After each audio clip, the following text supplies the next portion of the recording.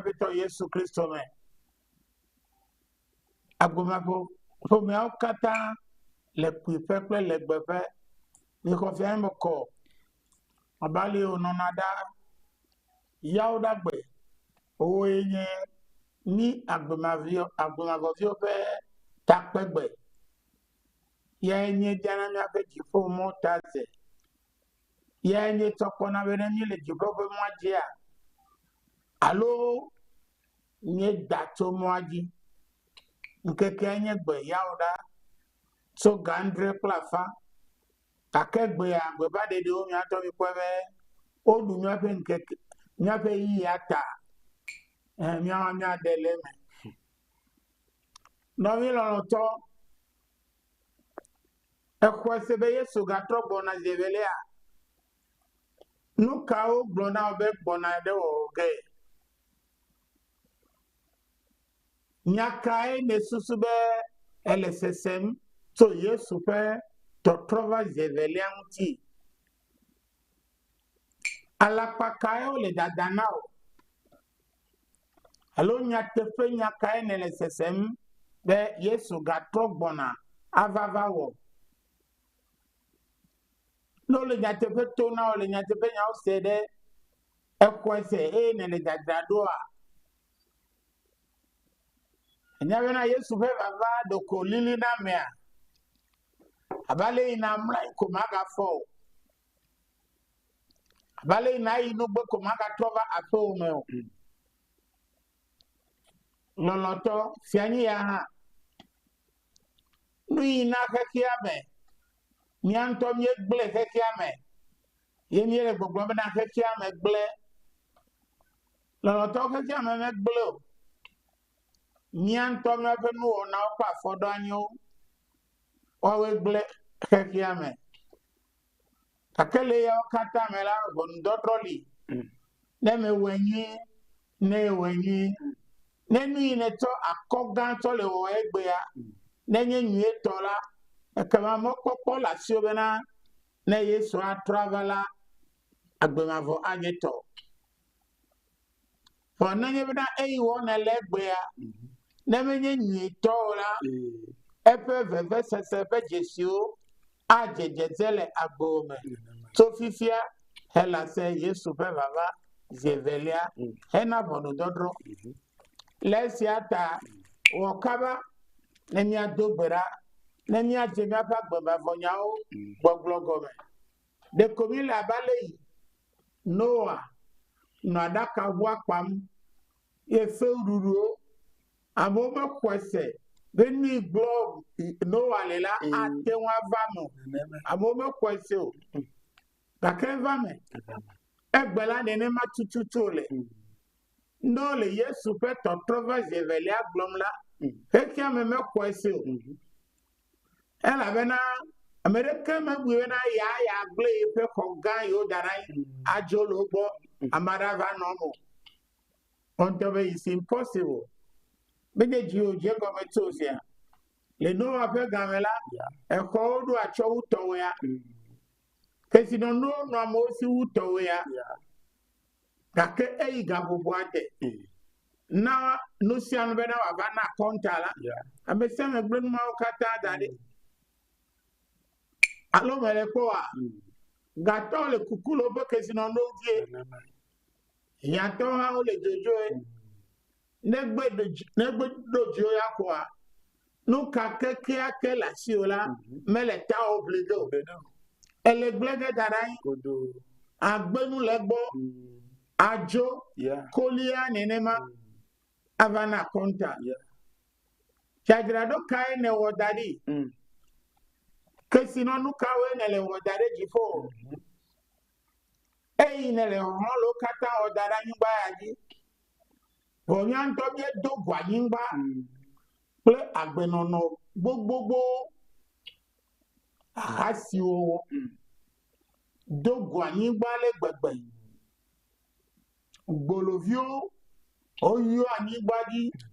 ple gbologbenono yata Yesu pojikuda nyingba di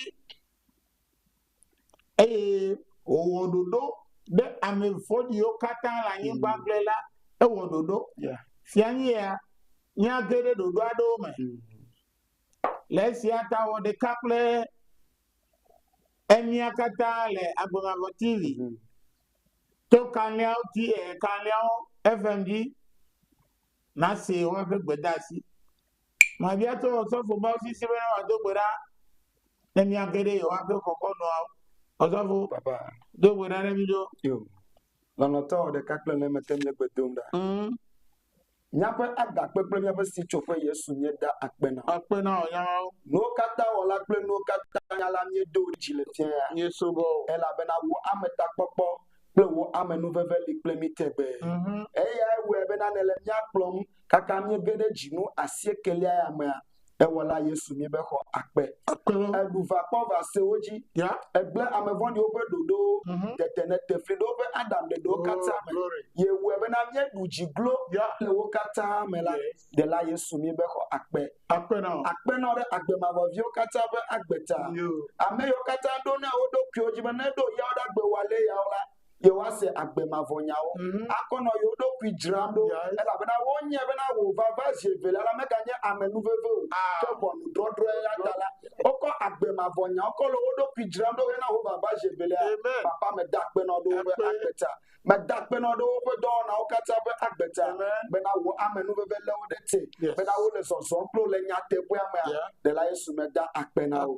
ke azo me dakpe no do subo la me jikene le totom ko Agbemavo nya ona dukola be agbeta wa mesi le football ne wa mesi le ya mata pom be na jinu asiekele ara e ga plegede me e ne ga ko wo nya o ga dade ya ma be adeje papa me gbogbo no be akpe ka eyi ya delefia ya be na wada si gbedasi an do da du kobli bola ka chambo Yehowa wo gbogbo ne ga potoji e ya ma donu se e ya ma be adeka be na nya ike ne dade ya ma be adeka jila wa glonya vovoma no me wa glonya tebua vovoma no me be na na wo nya tebua doa wa wo amade wa cross ablodevi na amade akpo edokule nya la mela papa me bia chime totro ne bana e ya ma e be ne be totro vila ko e ya ta me do brade totro via de talezama be yo wa e baba amevoni po kume bibi na e mota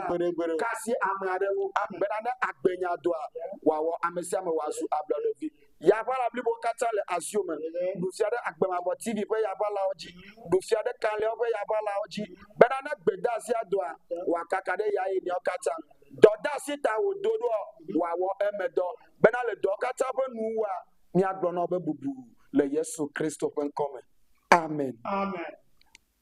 ora o bena Yesu le baba be kan benya dala boma o mare ka menyanke kiao Mareke menyanke kiao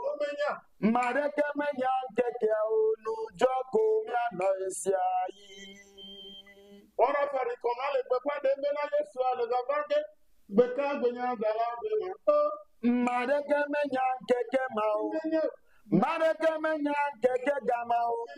Mareke menyanke kiao nujoko mia noisiai. Njoko mia noisiai Njoko mia no neda Njoko mia no neda Baba njoko mia no neda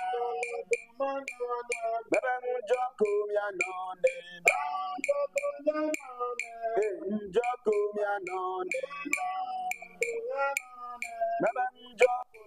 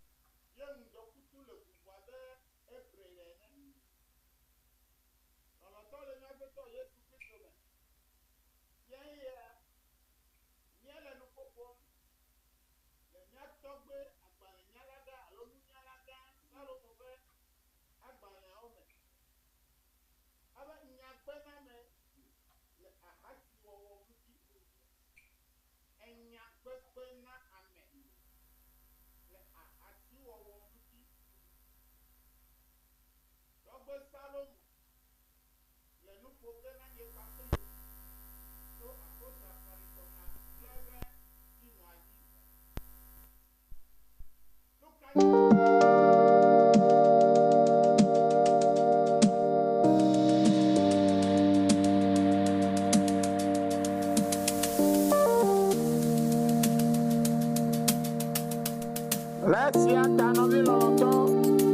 Kabala.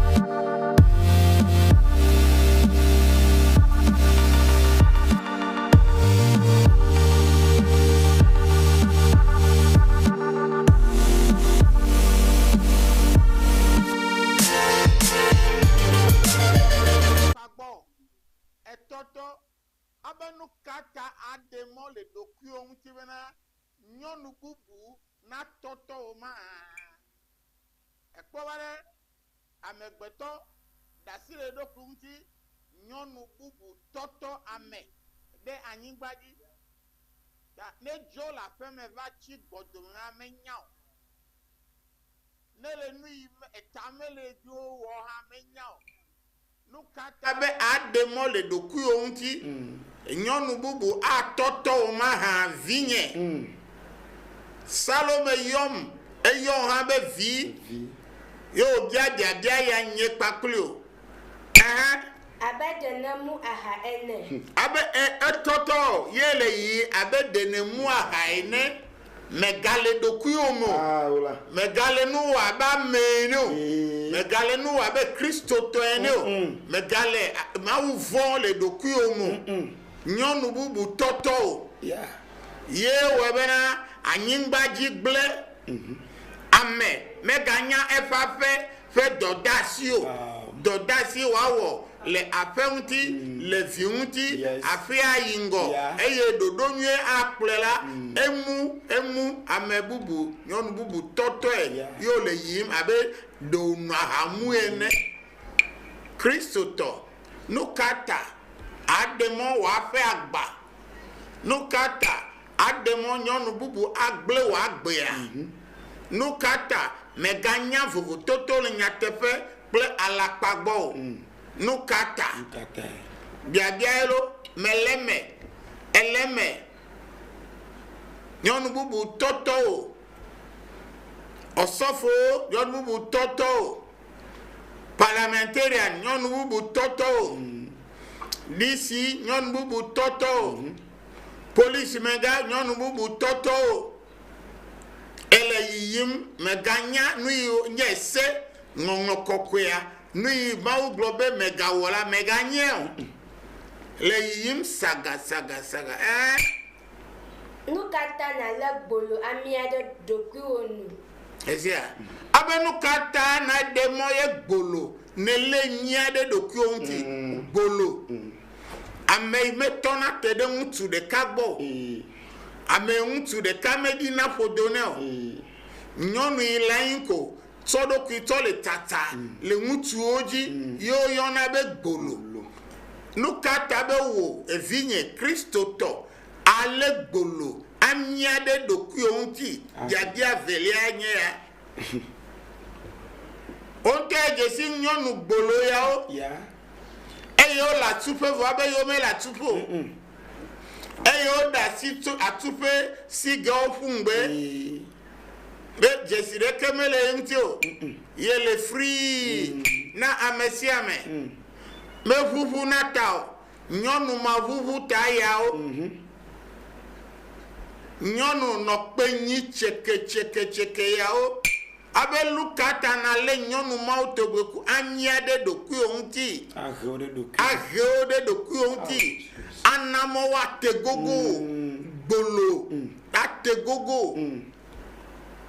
nyɔnu tsitsi nye gbolo nyɔnu tsitsi xɔ ƒe geɖe enye gbolo ŋutsu meɖina ƒodo nɛ o gbolo nukata na le ame mawo tɔbuku amia de ɖokuiwo ŋuti agble wo mawo subɔsubɔ nukata gbetɔ ƒe toƒe le nyanya na Yehowa evɔ ebe amegbetɔ ɖe sia ɖe se ƒe toƒe la ele nyanya na Mawu nuɣaɣla ɖe sia ɖe wɔme le ayemenu yiwo wɔme le gbolo yiwo me le mia ɖe ɖokuiwo ŋuti ebe ɖe sia ɖe le nyanya na Mawu dziƒoʋĩtɔ la exɔe sia be nenem ƒe nuɣaɣla yiwo wo ŋutɔ nebu be yele wɔ le exɔe se be le nyanya na Mawua ɖe ne xɔe se la no Mawu ekɔ gbe ɖo be ya ɖe ne xɔe se be eƒe toƒe ɖe sia ɖe le nyanya na Mawu la ne trɔ dzime kokokoko no o magakpɔtɔ anɔ gbolowo le nyia ɖe ɖokuiwo ŋuti o maganɔ gbolowo ƒe aƒe me mɔzɔ o mexɔe si o menye o le esia ta eɖe mɔ le ɖokuiwo ŋuti be gbolowo gakpɔtɔ le yewo me mɔzɔm eye o hã ekpɔtɔ le gbolowo mia ɖe ɖokuiwo ŋuti be eyi amewo mele kpɔ o ta Mawu mele kpɔ o gake le fianya la Mawu le gbɔgblɔ na bena amegbetɔ ɖe sia ɖe ƒe toƒe la ele nyanya me na yea mevɔ nɔte bɔ ami dzo eya ta eƒe mɔwo katã nɛ ebe Mawu ye ta na amegbetɔ ƒe mɔwo katã na nɛ ame vɔ̃ɖi ŋutɔ ƒe nu vɔ̃ɖi wɔwɔe le nɛ ebe ame vɔ̃ɖi ŋutɔ ƒe nu vɔ̃ɖi wɔwɔ ye le nɛ wo ŋutɔ wo nu vɔ̃ɖi wɔwɔ wo agbenɔnɔ vɔ̃ɖiawa ebe yae le wo lege exɔe sia mexɔe si o gbɔdziɖi gamina geɖe ma ƒe gamɔ me kɔa ele pastor Mawu ƒe amegbetɔ ƒe nu vɔ̃ɖi wɔwɔ ele pastor gãwo tsɔxla ɖe anyi egbɔ le avuwɔ be yewoatsitre pete Mawu xla wo ɖe anyi wotsitre tsiƒea ezeze xlẽnumi dzo eye eƒe nu vɔ̃woe bla nɛ ebe wo nu vɔ wɔwɔ ale woabla ebe wo ŋutɔ wo nu vɔ atrɔ zu ka abla wo da ɖe ava le wolena ha bla da ɖe wole wu ge wòanɔ aƒa do hĩĩ ebe wotɔ wo nu vɔ ƒe ka ye wole tɔtɔ ge atɔtɔ bla wo woagbenɔnɔ vɔɖi ƒe ka ye wole tɔtɔ ge abla wo sika wɔe bena ne li ɖi ɖe ta o la magate ŋu ado awɔ ɖɔɖɔ ɖeɖeke ɖe ta o enye ma amesi kenla be yele na de wo maumenya kola wonu ona ofeka ye le totoge ablao ye ne blaola eli to alo de dole me de kemegale wale ola mesrobo wa fo la mesrobo eli adi de ta ola mesrobo e on to na nyebe na ya ye wona nuvo ye gbeji me toto kaka egbe ya na de jo de ifa gbe aji agajagbagba be agatrofo ya jraido kwido ya oni pete ela bena yeyi me na trojimela ele ma bube menyanu gaime na jujo agbenono vlomala ebe ma o mele pona yo tane ma va de si abena ye pona wa alei na gawo art club amale do kontia elegbo ni yes Amedawokuna. Efia. Obodo le nya gbe na o. Ye le gbegbe be ma kho gege la ebe de amekuna. Ame igbebe ye ma kho gege o. Ame igbebe na obe ga kro nu o. Ya se nu kokro. Ni ya yele wo ya le nyu tola ebe do he na kuve na ame. Ekwa valilio. Bereka. Akuchi onuvome mate wa troji me asi avaku o eku ava lili o alegbegbe no Eye boma chichi vivivo pula ametrana abe plona ametrana bo me chichi do plona ametrana o manyanu pogbero o ma khosi jeje denu nue wo won ti pogbero kasi agavela ebuna dokio bena yenyanu wo nunyala meto bibla me menye mawenye wa dandola maumela dandona o yata mele hehe ko to bibla me maunya mele nukhlo yata atra setia me penya ko na ledenu ando glite be to le mausubon no vi no loto demo de bibla nekhlo nu demo ne maunya ne nawo ne fiao agbemo wa na wa gbe akroide agbemafo ago Amen. you know Uncle. ewe na agogo redodo ta de remblave vada se na plato wa to yana Lododo ta den. Yeah. E ke me blave vove. Pada sina blat ton vo aton. ya Do me chonya be. Nya gbe na mele ahasi wowo nu. enya gbena me lenuka la kasi wo muti nya gbena me wa na bebi ba ne gbenya na wa sia no be na nu ya nu vodi de onye e dukoyo wa kasi vayela ma de tro egbe ya Yesu pe vava zieve Yesu pe vava la ye webena ne ya hasigbela agachagbe atrova feme le Yehowa zeba pe gamela ahasi wala katana do tro na zireka kake Yesu va nyame gbeto be na mi atro jimia nyeto Yesu pe vava to wo monu popo na nouveau pe jijideji ela bena de wo nouveau yaola megale kukuzi de kauta ye webena nouveau yo kekeme nouveau ble kekeme nouveau plo kekeme ira de chochorome eye tumavo lo ame gbogbo to ina de edokwibo nouveau agbenono vodi yao mabe le Yehowa ze fe gamia o ma wa hasi adia mesro achi agbo Bedo. kakegbe ya Yesu vata akpobena ahasi wowo etozu nadei newe amadeke me pomota eto ha maga we awa hasi enwake ayava communion le gbedo kome achi agbe esemerade lesiata Paulo Solomon le gbogbo na vena ebe lebe wa klonu o wa gbenya na o le nui o yo na be ahasi o wa klonu wa gbenya na o na nyanu onye hafi na wa kontawe ya welo awe mawel krenu na kuku bla vabe ka na ele azonijila wa kplo na emlanyila wa jonwo na enyola wa doje plio etia ebe o afenya nye amehun dola edo na dauna me neneme eye ofia na nyatepe ame ya meble na medemo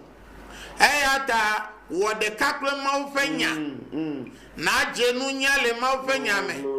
na kwada ndodo le maufenya me yes na njanu na wo klenu ma wo na je o nto o mawu yo meda lenu ona o kata time bena nyala netrozu de la na wo nto nyala netrozu agbemo na o na azo eji nyala netrozu adamdola na o le gbogbo klonti la siame novi loto do to nyala ne nyala ne klomi re agbemavago ebenuga ela besianye akadi abe mau nyala akadi onye yewo afese dedoa akadi onye nu fiame anye kekeli esema abe yewo afe nu fiame la kekeli vivitime lemo menye bluko yewo afe nu fiame ya kekeli onye aglonya tefenao mableo ma tronya tefia aglona o bedo kebo ale nyalela nene mai wa ado na se mokana mesina hehela nyem agbemo ekwa aba mokana me sikena hehe yanye agbemola enu ya no kata ne onu ya melebe na wani ne maore mau ma vola we ona nu ya no kamo na oklenya tebea ye o me gbona be o me wona de ke o e wonu vova kwa e ko sofo be o nyama nu ma me wona de ke o e chro elebe ne kamo na o elebe ne gbenu ma be wona o elebe ne glonu yi adogo to nu ma mela ne gle na o na nye na se be na tola ne susu ma tobuku gavala anya nu yi tobuku na wo yo ma jago na wo ma wo ye nya gbena me nya tepeto akagbela na dudule unti o eyo elenu na nunola alongono la kwa ne wonu von ha ye wa gbenya na ola agbona me wona de ko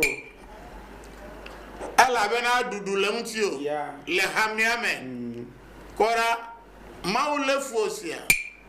nyala le gbogbona be na mokana me nyagbena me nui ne wo menyo gbena wa akadi onye aklele nkuo me ana mazo vivitimu eye mata fotolon ana de kill majanyo bena wa de ocho nyonu vondi la sime evo bena mbokana me pe nyagbena me ala ade oto nyonu vodi ma fe asime akho novilo loto de gale zozole nyonu vodi ma pa down dodo tea de nyonu vodi ma ka potolo ploa ne potolo plo de on to bia do ko fika o plo ko yina chochro me ya alo nuka eku o me ya alo ma ugbo o plo nyo ko yina obe nyonu vodi ma ton plo ide ma ugbo ya gberegbero ela be na adam nwie de kemele me wadona o belo enunijo chonyonu ahasi tope amebebleme egwa okwankwo re na nyonu ma ebe nyonu ahasi tope amebeble nyonu ahasi tope amebeble esrolesi ebe sromele isi o eblo esemerade ejivi ameve baba be imejivi po eblo epale yi kekiame fluedokui alo amegbeto fluedokui le kekiame tofu pepe dade kekiame yi echijayi trozum dokutu wi vodi ela bena ameblela yo fovi koda nyigbaji pam eye o to fe ameble ade comme les amotos de nouveau mais bang bang bang bang bang bang bang ta akobena nouveau yo anyimbaji abe nouveau yo kekiame oh fika si chopele alevia bebwame fafa chonada oh fafa chonada oh fafa chonada le alevia bebwame fafa chonada dukana alevia bebwa enyanya tebe toto la hey ya tebe toto me ko nuti fafa tewa toava ele bekete meneto nyatefe na edoki alo mia megbeto viola nyato nyatefe na mia dokio le sesiame afi ko ndi fafa anani nyawenye lele nya no ble pang pang pang pang pang la nyingbaji si ta ndi fafa toava meleke mele to nyatefe na noviao nyakata me toza meble lao Hamezio la meuble, Osofo la meuble, Apostle la meuble, Bishop la meuble, Pope la meuble, Amesia metros la meuble, la pata. Obe Peace Council la meuble, elle avait Peace Council le Ghana, kake Peace mais le Ghana. Hein? Wada toi wa mefa Peace Council zikpi Jejo wa zikpi nous comme kuhabo bo wa zikpi rekemele nyatepe tona novia la imbadio nyabe miele mudiva vadim pale fupepe yo anyimbadi glora merekeme dogotomo endo ya le fubula mesia le nubla mesia bemuti edogbona totoge le nyakata mia wuge ole dadagede bliaji no sianu dole nyakata wuge la nyingba yaji tomi antono fenu ona ukatame nye fole nyano wugbe siagbe nye fole fo saudi gbe siagbe bena nya poga nya woya nya to woya nyele nyano wum to le vosa na kekia me fenu popo ameka wele mi a Christo to son akpon le gbodo ko me le consider ogbe o mo redu yo megana ebe tugbejeje na dro o ebe megade mona nyonu gbolo ma fe tugbejeje na dro mejo na wa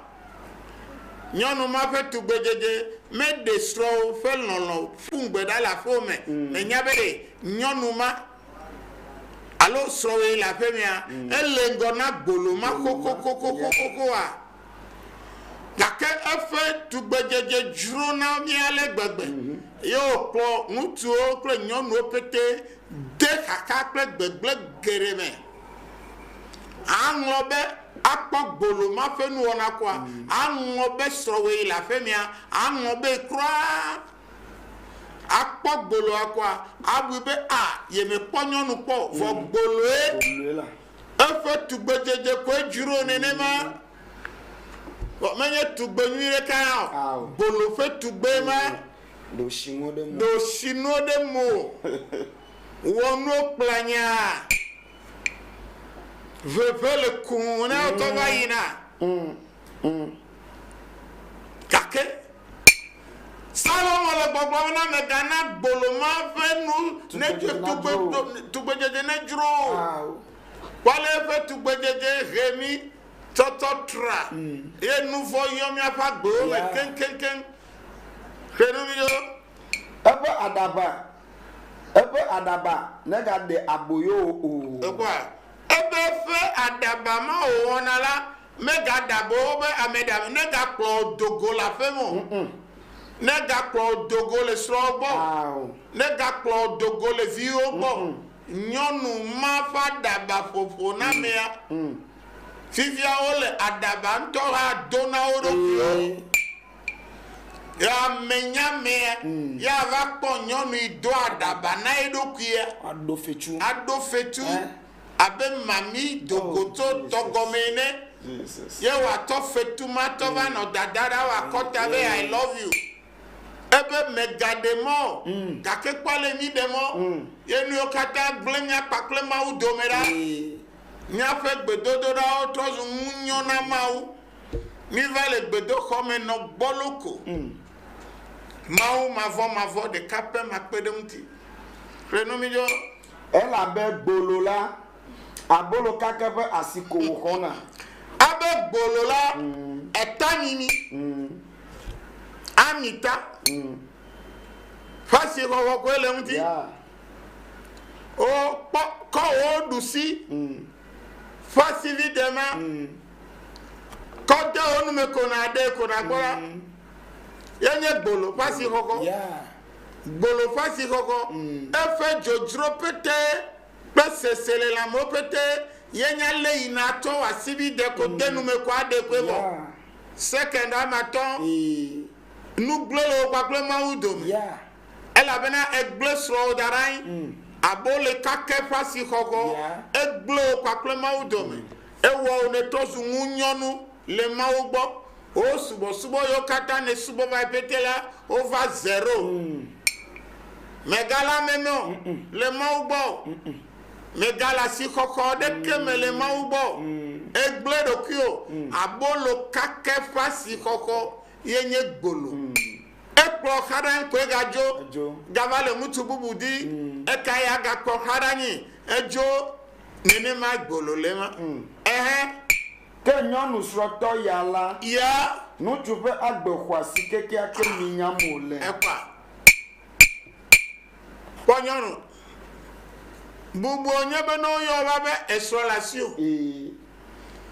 egatewo nɔ asi o lekeleke tugbedoxɔ dziƒoxɔ da ɖe anyi ne esrɔ̃ me le asi o la awo ɖe bubu ɖeke mele ŋuti o Kwami to Saraga ate ŋu ava yɔ be yakpɔ o Akɔsuato Suleiman ate ŋu ava be yakpɔ o melebo ɖeke nu o ega ya le asi o pɛpɛ vɔsrɔ̃ ya me le asi o mele atuƒe o la abe nyɔnu srɔ̃tɔ ya la agbexɔasi kekeake minyam wòle agbexɔasi bubu xɔasi ne ƒoɖi kura ne srɔ̃ le asi o la exɔasi wu nyɔnu kesinɔtɔ gama srɔ̃ me le si o numata yio le be nyɔnu ne de bubu eɖokui ŋuti ne esrɔ̃ ne nɔ si ne naɖeke megale si o ya esrɔ̃ ya le si gake nyɔnu yiwo le atuƒea womenya bubu yi tututu le wo si le wo ŋuti le atua be woalé be na wo srɔ̃wo aɖe wo awɔ ne o bubu nye srɔ̃ asi o edzivi ɖeka vɛ ne meganyo naɖeke kura dze la eviwo ya woava wɔ ŋkɔ na wo tɔ eviwo ɖeka vɛ ava wɔ ŋkɔ na wo tɔ ne menyo gbe o ava yo tɔ awo blezi ava zota bebe na ne menyo gbe o ava yo tɔ awo blezi ava zota nyɔnu srɔ̃tɔ ne kure godogodo le mɔkpɔ srɔ̃a afla ɖaka ya va ese yɛ la de gbolo srɔ̃ me ƒle na ɖaka fana o gbolo fanyaviwo wome dzɔna ga ƒle na ɖaka yina ɖe gbɔ be ne le na srɔ̃tɔ lekeleke hã ne mlɔ anyigbea aɖaka ya esrɔ̃a tu kɔ ne la wòamlɔ me la bubue me la gbolo nya le kɔ na fia o gbolo ne gbolo ma nɔ kɔ ma di lɔ ko ne gbede gbolo nɔ ya tɔ kɔ adi lɔ ko ya tɔ kɔ atrɔ zunu adi And I put no problem. Oh, no problem. But I come and put to the Kamadi. I have even no qua. Are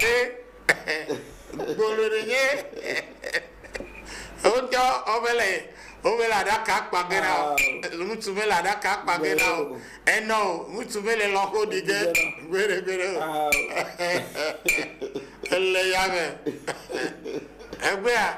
No matter how you have a son on your see. Yeah. Beg better, no boo man and no empty. But nyonu no atufenya meya, nyonu sotenya. Bena bubu na no enti mutu afesu afefometo watio yome ade bubu emuti. Yes. Kelebijo de ame adejo de akonu mafia efe awua bia edo bonye amesia menye doka de na te won lo doka de wa wume ya wa ma le dowa bia domti ne ma domti alo de ame azojo kaji ebe afomafia oa bia bibla premier bia obla nya obiam bia ma fanam eva aba te won do afojo kaji ye ma fia oha enya ya trosbola leme Kristo to amesia meleme minister leme ate won do afojo kaji ye ma fia o ma ha alia pe ole na nutu si di eravision evo abenene ma ole na mutu de sede sike kasi eravision ti nene ma ole na nyonu si anyonu sike va gede nyonu ehati nyonu fe afeme bena ya dadu ya fisron tu ajole ti nyonu wo nyonu hati o la tufa eti bena ya khosrale si o le tati toga gba paligbe na alo efia pore ato gba paligbe na ebe ne da fojo kaji kwa godo ele omege ne de zoka dada vome ya kwa kokoko avoile lelege tawe nenye nyonu soto lo mutu soto ye la made srodi ya kwa nye kokoko bera nadele jojo gede ju godola kokoko nyagbona mela hasi wonji kenubiyo amesi de asi amesrongula eba mesi ame osofo edanyo fada edanyo ameka keke edanyo abene dasi amade fesron ti kola o ma gbeto rene o ebo menye gbona o esronye ntele vadasi asro ntele vadasi omo ma gbeto gege na npo gbero to aye boda nyingbaji vivila ela bena mie dasi amesro ti nyonu hey mutu hey soga hey e dasi amesro ti gbogbo korani amesro traudo ko demi bang nyedio agredela o ifi gbeji pra mesro o ko so le to bla mesro oyi be yo le timati gbe na o ni o to timati gbegbe ya mi o glo nyonu o sho kozunu vole kekiame le fuwam le kekiame tongi osofo mi la mesrodi le gbedo kwame bang le fudodo amado le church do me no fofu jivia ne po de zia peta tututu asube anago mango na Nigeria to be mango de eta place avec contribution level afi so atole me o pe ojo nu opero ojo loni ojo so atole me Hein? Yeah. Les yeux veulent parler de Didier, tout va bien.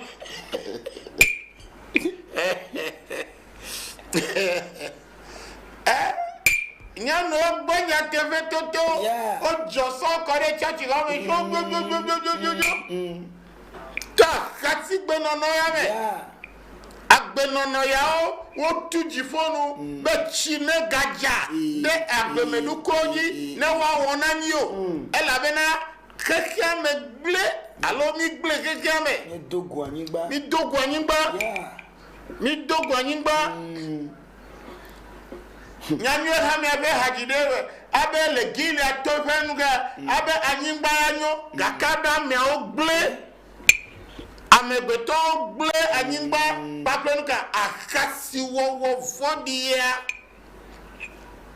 ta akasi wo ya me amado lo vikle no denu mutu do lo enua elovia lo mama yo via denu la fe de kamame dogu fomia Jesus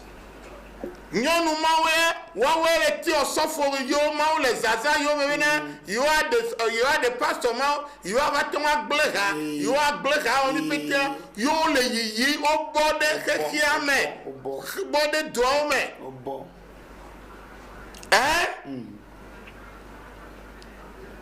missionary so o wodo ki missionary so o le mission no mebe yo yinu ya yo ava gbahaya you know do gaya ma pastor ya you are try yo do kide na yo ani yo toji agbahaya agbenu le mti wow son le kekiame yes pero na do fiafito ofinu dula ya de amome do avlewa esia elo Salomo dolo abana do fiafito yo dowi yo va finade dula do lela do me dona vlewa nene ma ole nanu dro osofo minister yo president yo va kasia me strongtila e do vle do ki osofo e do vlo do ki o assemblyman e do vlo do ki o efia de bubu choda le dokunti e doflo dokio efia medina mesro efia do de aso e bubu no euti dakefia ava dia mesro o le fofo na be yo aleta e de bubu le euti kenu mi yo na olela no le amemala ado etefa zibosi andre egwa abeno olela one of do kaka zibozi amandre wa dovlo eviocha one of do to fe npe na nu owo darai eno fe npe na nu owo darai mutu de kadio edivio pere uti o pakle vio pete mi dete fe du de kame amema Esubado onye nawe amonye na bana awo pakle vio mi de du de kame okwe we ko bubu amerika menjo onye na edde bubule do kionti edde bubule vio onti enu yo wa cho efe apemenu kata anna wa dovle wa chefa pe no kata ana wa dofene gakenuka redumi gakenu tusi wo ahasi ple nyonu la gakenu tu de sere sike dia meso wa ahasi ple nyonu la susumele si o egwea eba da bakula nyonu siketo wa ko e kati nyonu lesi dovle aba susumele nyonu masio Nanye mutuela abe susumele mutu masio no vinye obe susumele azio lo wa meyele tata ta mesro koko to dodo be patapae e gapopela biblia be na gbona be na susumele azio nonsense no sense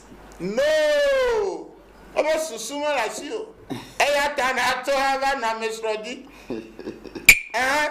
Nutu si we tro edokui. Aba ngutu si kede ratis rola etro edokui. No ye pare ne tro edokui. Amesro holama. Wame ya made sopoto la ko me fifila afinya gbe ya le sese. Ngongo kokore ma gbona bana etro you perish. Ewudokio dade chitenu. Edekave. Hello, Aklando. Yeah. Ade odarai. Avadio. Amechaba eku. Obe wudokio no menyenyele gbogbona o. Wa me ko amade so darai. Wa me ila amade so yometi. Wa me ito nyonu bolode liade dokio nji. Bele kalawo. Ngongo kokrobe magbona bana natural ewudokio you commit suicide ela ba me amedoka edekavene Yeah. Renuminyo Abi plevo dodo ko wa po. Ebe abi hoko enya ni onya abi awu Ela wo fo gesu sidi wa fo lotire Wato adaju ntio abe vire bantani abera wa fo so sire ato adaju ntio adovlo ame chichi wa sofo chichi gogo wa dovlo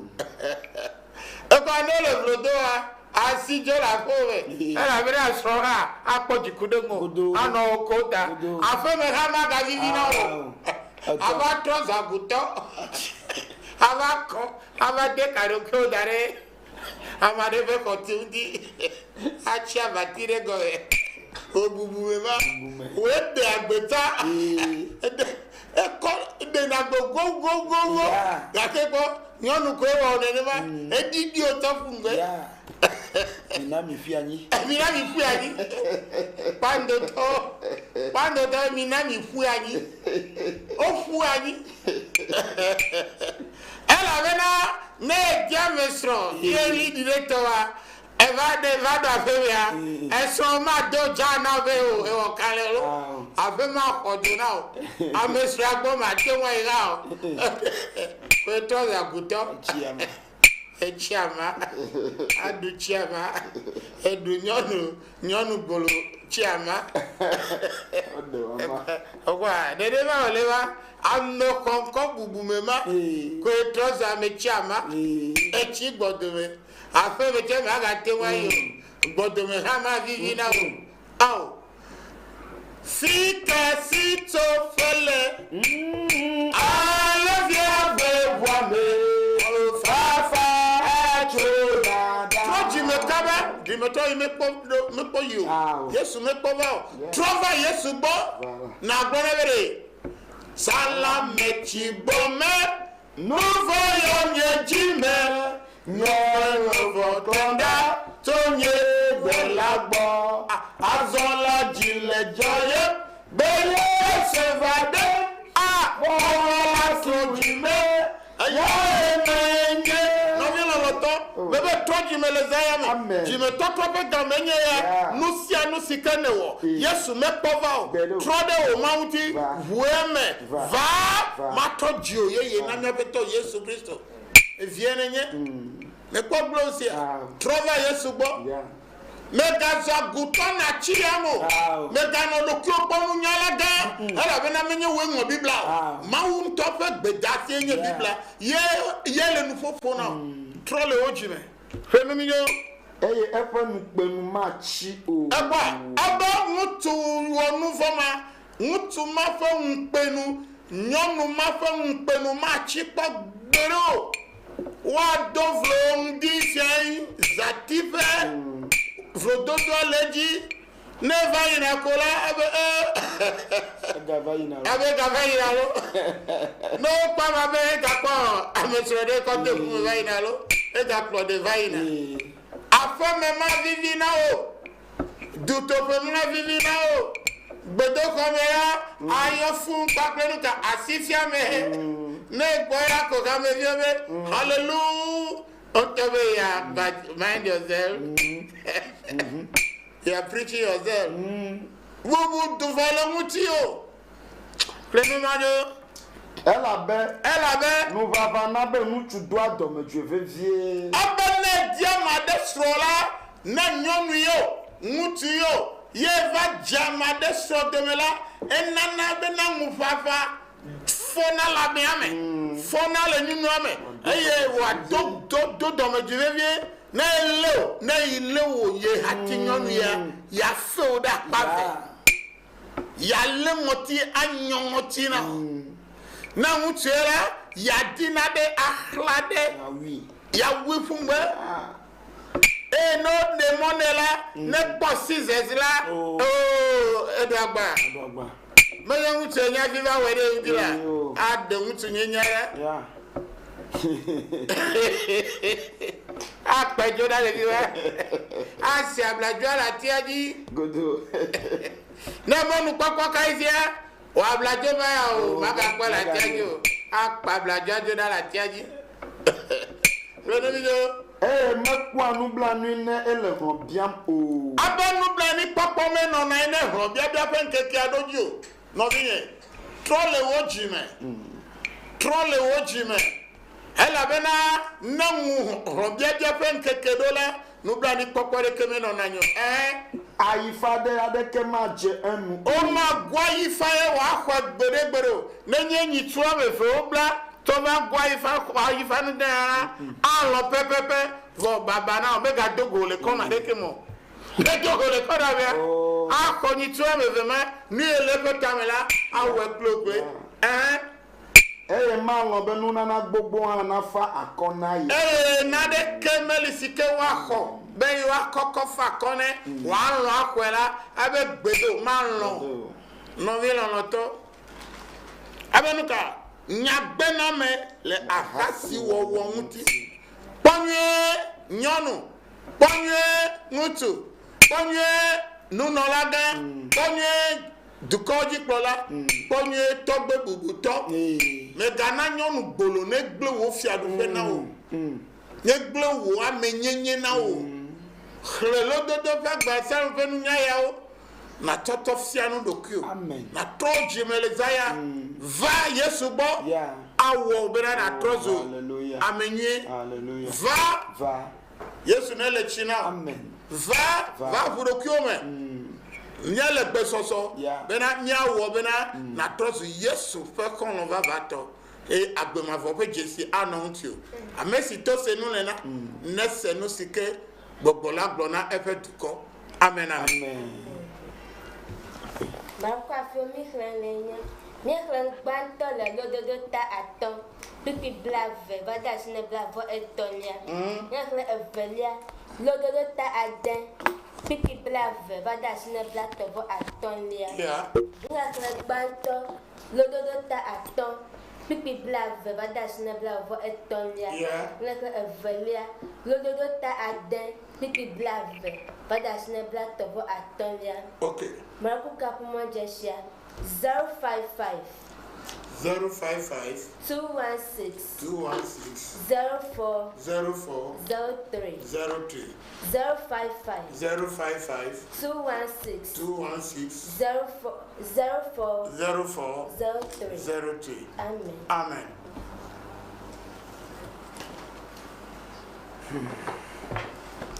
So